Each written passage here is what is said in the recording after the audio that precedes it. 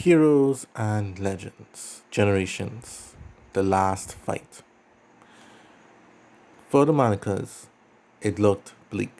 They searched everywhere they can. The wars were coming to an end, and sooner or later the elders would be hunting them down. Gosin and Zinsama were defeated. They were beaten down. Zinsama even suggested that they abandon their quest to revive their lords because they couldn't find the second staff, and instead go to a life of thievery and being bandits and surviving deep in the thicket of the dimensions. But Gosen did not want to give up hope. He knew somewhere, somehow, their lords would be revived by their hands and they will indeed find the second staff. But before he could rally his followers, Ira had appeared. He had busted into their secret hideout to destroy them. Gosen and Sensima trembled and feared. One of the most powerful elders in all of history had come knocking on the doorstep. They were going to a one-way ticket back to hell, which they belonged. They feared for their lives. Ara, of all his strength and might, busted into the room, vowing to destroy them. However, when he did so, the mighty power that he unleashed had missed and hit down a bookcase, and that bookcase revealed the second staff mixed with the first staff and the ingredients for the spell in which Gosin and Zinsimo tried to infuse. Then suddenly, a great power was emerging. By this time, Zinsimo was blown away, and Gosin was begging Ira to stop, but Ira refused, knowing that even if Manica Insurance had returned, he'd still be too weak, and Ira could handle him. Unannounced to him, however, this was a mistake. The being that formed from this great power was not that of Manica Insurance or Insurance Manica, but something more darker. Powerful purple aura fused from this being. The two staffs hung on its back, across from his back. Its statue was tall and strong. The powers of Manica Insurance and Insurance Manica were doubled, tripled, and that power times 10,000. This being was none which Gosin had ever seen.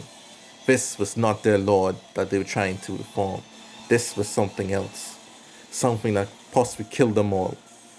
Gosin, in his last words before he was knocked out, warned Ira to flee before he knocked out. Ira was kind of worried. Why would this evil person tell him to flee? And then the being appeared and said his name. I am Manica Magna. I am not of this time, or of any time, but my power is beyond comprehension. You have awakened me. You shall die. And then on this being's forehead was the symbol of the Manica. Ira went to full power immediately, fearing that this force might actually be too much for him to handle.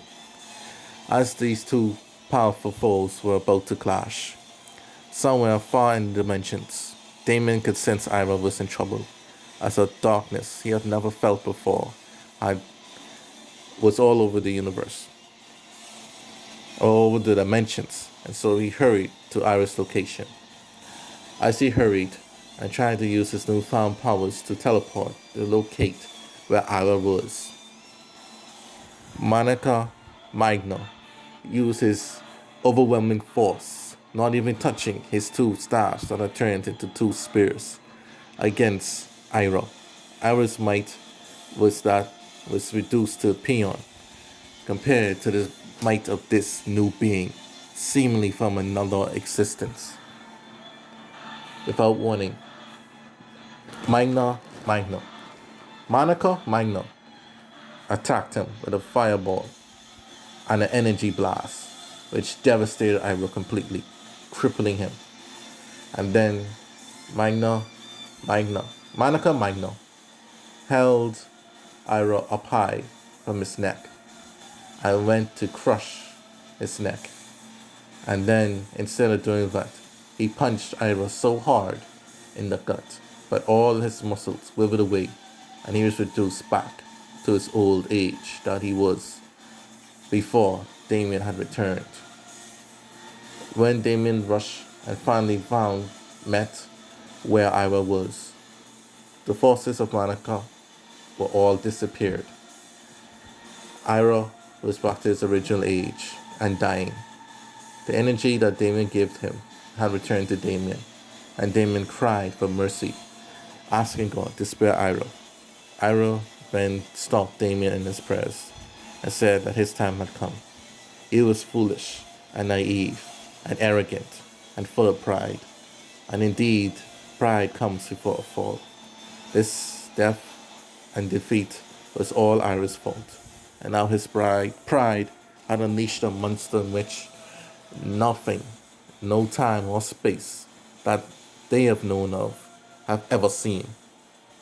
Damien knew in his heart of hearts that new evils were approaching, and the true evil that he wanted to face all along was approaching as a result of the appearance of Manica Magna. Elsewhere, the presence and force of Manica Magna could be felt by Kiban, who was also a prime.